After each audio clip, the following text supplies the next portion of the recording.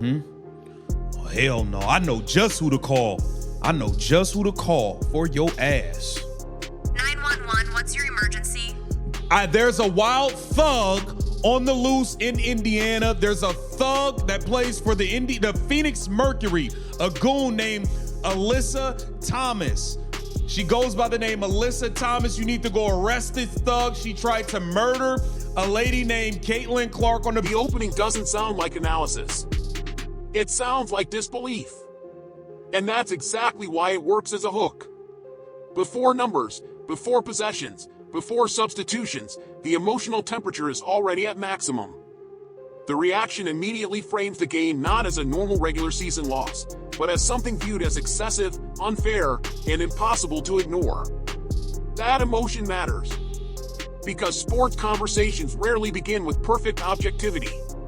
They begin with moments that make fans feel like something crossed a line. Now, whether viewers agree with that interpretation is a different question. But what's interesting here is how quickly the conversation stops being about basketball strategy and becomes about intent. Was this physical defense? Was this frustration? Was somebody actually trying to send a message? That distinction changes everything. Because in professional basketball, contact is normal. Hard fouls happen. Bodies collide. Players compete.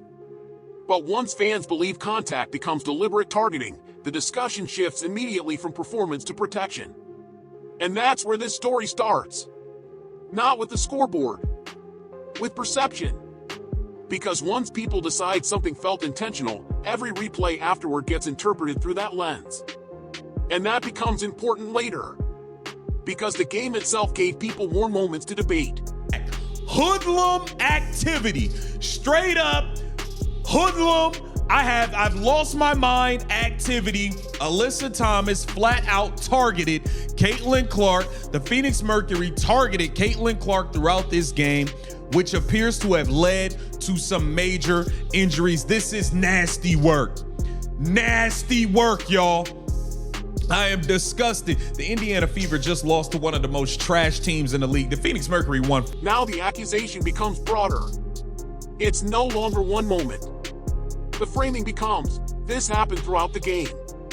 And once that idea enters the conversation, viewers start reviewing everything differently. Every screen, every collision, every rotation, every substitution. But there's another layer introduced here that may actually matter more. The score. Because frustration almost always gets amplified in losses. If Indiana wins this game, does the reaction feel the same? Maybe. Maybe not. That's where sports psychology gets interesting. Winning changes interpretation. A hard foul during a win becomes toughness. The exact same sequence during a loss becomes evidence of something bigger. And then another topic enters the conversation. Coaching. Because once the emotional reaction settles slightly, attention shifts away from opponents and toward decisions inside Indiana's own control. That creates a second storyline. If your star starts hot, how much freedom should the coach give? And if the coach changes direction, does the result justify criticism? That question starts building right here.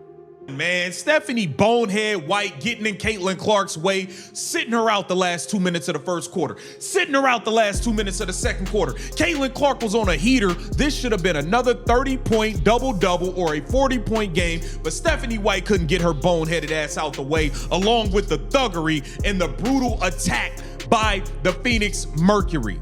This is disgusting. This is disgusting. Kelsey Mitchell plays all but 1 minute in the first half. It's 20 minutes and a half. Kelsey Mitchell plays 19. Caitlin Clark only playing 14. Like, what is going on? Why are you benching Caitlin Clark? You are clearly trying to minimize her stats. Caitlin Clark has 16 points and like 16 and 8 in the first half. 16 points and like 7-8 assists in the first half. This is where the conversation stops being emotional and starts becoming strategic. The transcript argues that Clark had momentum, that she was producing, that she appeared ready for a massive night. And then came substitutions. That frustration is familiar across sports. Fans often believe stars should stay on the floor whenever they're hot. Coaches usually think differently. Coaches think in quarters, energy, matchups, long-term availability, defensive balance. The problem is simple. If the move works, nobody talks. If the team loses, every substitution becomes evidence. And this is where viewers split. One side says, you don't interrupt rhythm. If your star is creating offense, trust it. The other side says, one player cannot carry an entire game. Teams need structure. Rotation management exists for a reason. What makes this emotionally difficult is that both ideas can sound reasonable, especially after a loss.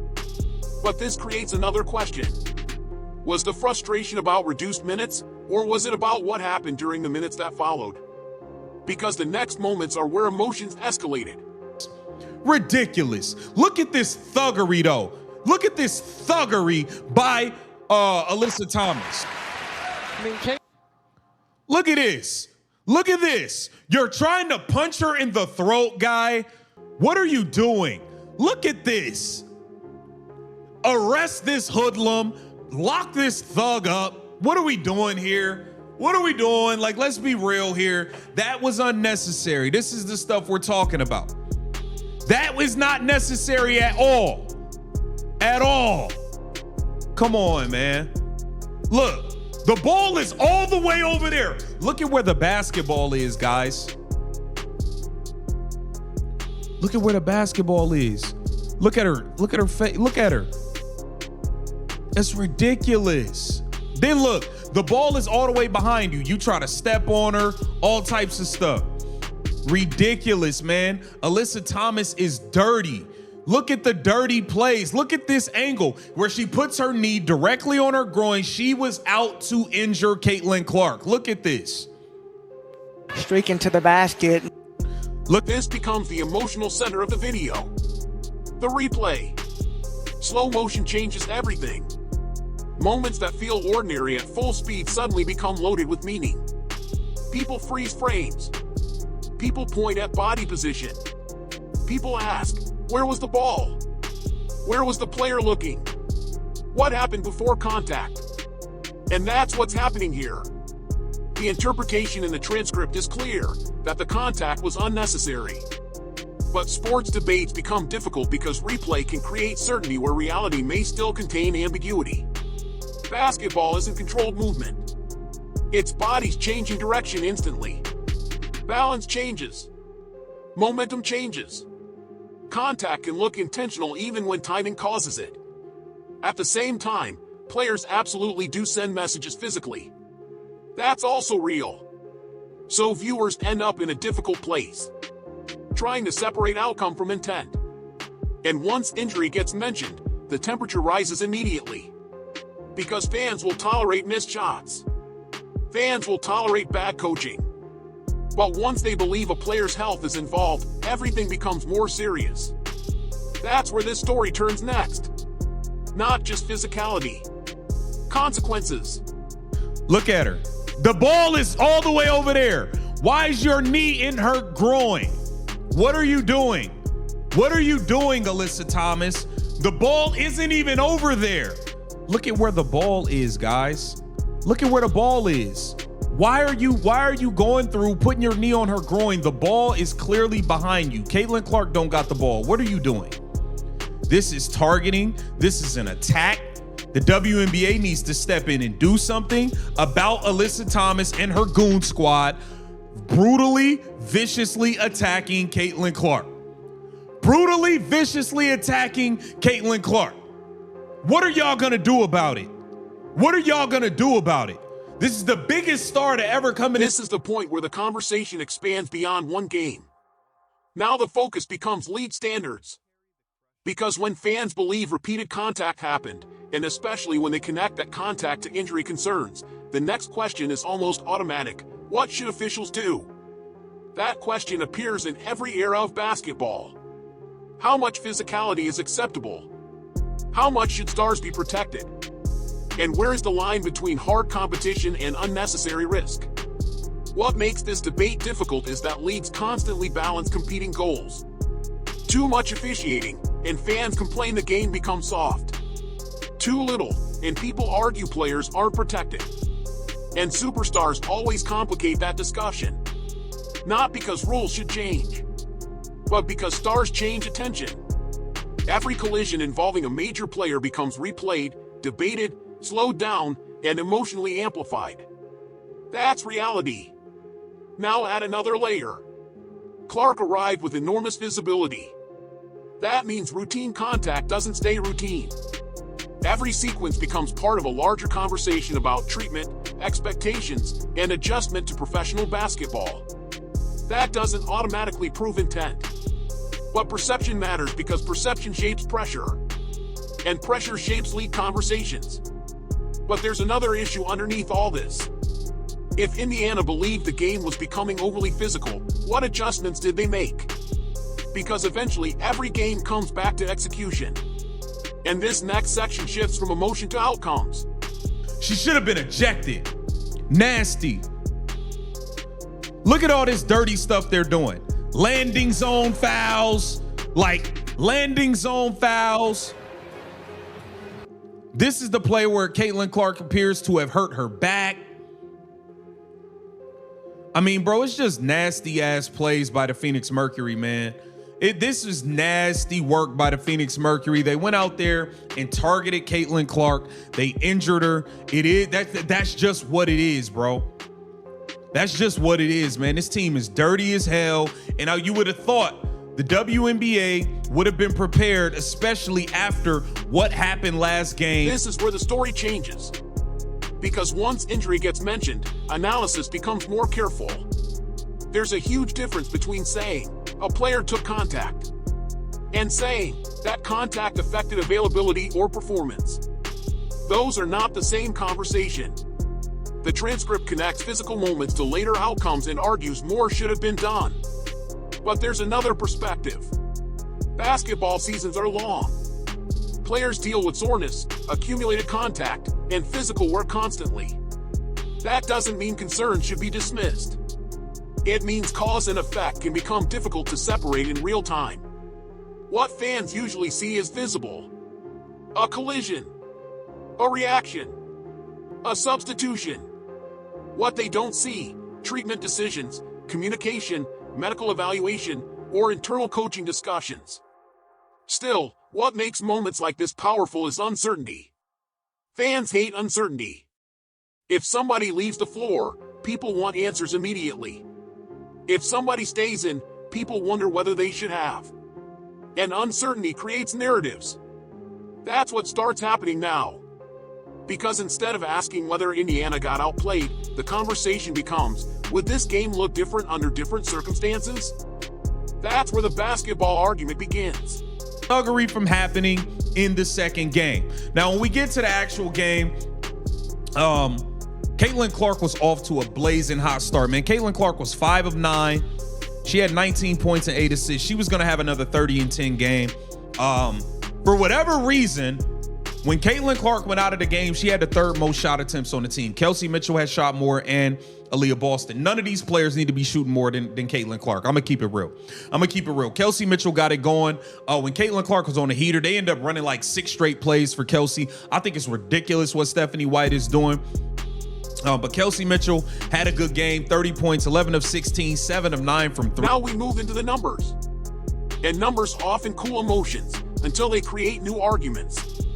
The transcript points toward early production and then asks a strategic question: who should control the offense? That's a fair basketball discussion. Because teams constantly balance 2 goals. Feed the hot hand. Maintain offensive diversity. Those goals don't always match. If one player dominates possessions, the offense can become predictable. But if the offense moves away from a player who's producing, fans immediately notice. Especially when expectations are already elevated. That's where context matters. Great teams usually survive because they create multiple threats. Not because one player scores every possession. At the same time, stars become stars because they create leverage. Defenses react to them. Spacing changes. passing windows appear. And when viewers feel momentum disappearing, they often blame decision-making before they blame execution. That's what's happening here. Not just who scored, but who should have been trusted. And now another difficult question appears. If others received opportunities, did they deliver? Because the next part turns much sharper. When it came down to it, when you needed Kelsey to make the play, offensive foul, turned it over, losers find a way to lose. That's been the story of her career. Aaliyah Boston, 23 points, 9 rebounds, 5 assists, a bunch of dumb fouls. Aaliyah Boston, 1 of 4 from 3. The girl's shooting too many threes. She's missing bunnies around the rim.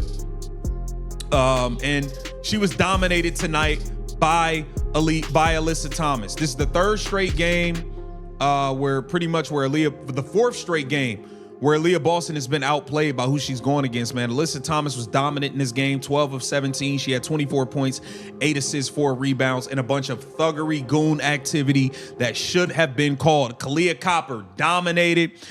Got to the free throw line at will, 15 of 16 from the free throw line, 6 of 10 from the floor, 28 points. Ayayi had 19 off the bench. Dewana, the scammer Bonner, had 13. Man, how y'all let this bum score? I mean, the Indiana Fever suck. Let's be real. The Indiana Fever's defense is atrocious. Stephanie White, you're supposed to be a defensive coach. You gave up 60% shooting. And I mean, just the defense is atrocious. This is where the emotional energy finally reaches the result.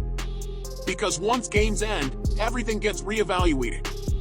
Every missed rotation, every turnover, every substitution, every shot. And notice how the criticism broadens. It starts with physical play, then coaching, then individual decisions, then team defense. That progression happens all the time after losses. Fans search for one explanation, but games rarely give one. Maybe physicality mattered. Maybe substitutions mattered. Maybe execution mattered. Usually it's some combination. What stands out here is the frustration with defense. Because offense gets attention, defense usually decides outcomes. Giving up efficient scoring creates pressure on every offensive possession. And pressure changes decision-making. Players rush. Spacing tightens. Mistakes feel bigger. That's why losses often feel connected even when events aren't directly linked. One tough sequence becomes emotional weight. Then another. Then another. Eventually the game starts feeling like it slipped away. And when that happens, people start searching for the exact moment it changed. But maybe that's the wrong question. Maybe the better question is, did Indiana lose control gradually? Because the final section of this story moves toward accountability. Not outrage. Results. Atrocious, 111 points given up. You can't blame Caitlin Clark. Y'all can't blame Caitlin Clark. She didn't even play in the second half, really. Okay? It'll be interesting to see what goes on, what's happening going forward with this Caitlin Clark situation. But this is disgusting, the way that Caitlin Clark was targeted. It is disgusting what took place with Caitlin Clark by Alyssa Thomas in this game. I think it's just disgusting, man. This is where the story reaches its emotional peak. Not because of a replay. Not because of a stat line. Because of exhaustion. That's the tone now. The frustration stops sounding like anger and starts sounding like disappointment. And that shift matters. Because disappointment usually means expectations existed first. Expectation creates pressure. Pressure creates interpretation. Interpretation creates narratives. What viewers are hearing here isn't only frustration about one sequence. It's frustration about what people hoped this game would become. A showcase. A statement. Momentum. Instead, the emotional takeaway becomes concern. Concern about physicality. Concern about consistency. Concern about whether the game ever settled into rhythm. But there's another side to this conversation. Professional basketball is adjustment. Every star eventually experiences a phase where opponents test limits. They test spacing, They test comfort. They test reactions. That doesn't mean excessive contact should be ignored. It means attention and pressure increase together. And this becomes an important moment, because fans often ask leagues to solve competitive problems. Sometimes the answer is officiating. Sometimes it's roster improvement. Sometimes it's strategic adaptation. The challenge is knowing which one applies. That uncertainty is why conversations like this stay alive long after final buzzer reactions disappear. But eventually, every emotional sports debate reaches one unavoidable place. The result. Even like watching it. I mean, the league needs to step in and do something, man. Caitlin Clark was viciously targeted and attacked by the Phoenix Mercury today, and the WNBA needs to step in. The Indiana Fever with an embarrassing loss to a team that had only won 5 games all year. Nasty. Now everything combines. Physical play, coaching, expectations, execution, and the loss. That's what gives this ending weight. Because if Indiana wins, this probably becomes a different conversation. Instead, defeat turned every earlier question into a larger one. Was the team prepared? Did they respond correctly? Did they stay with what was working? Did they lose offensive rhythm? Did emotions pull attention away from basketball? Those are difficult questions because they don't produce clean answers. But they do reveal something important. Great teams eventually learn to separate emotion from decision-making.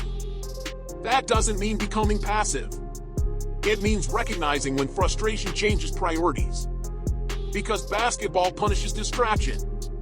And this game, at least through the lens of the transcript, felt increasingly emotional as it progressed. There's also a broader reality. When a player becomes the center of league attention, every game becomes larger than itself. Every foul becomes a talking point. Every substitution becomes debate. Every loss becomes symbolic. That's part of modern sports. And it creates pressure not only for players, but for coaches, for teammates, for officials, for everybody. Which means moving forward, Indiana faces a challenge. Not whether physical teams exist. They always will. Not whether stars get attention. They always will. The challenge is whether they can create structure that survives those moments. Because eventually every contender gets tested. The question is what they become afterward. Nasty work. Stephanie White, your ass couldn't get it done. You wanted to play you and your Kelsey Mitchell system in the second half. And maybe that's the real takeaway here.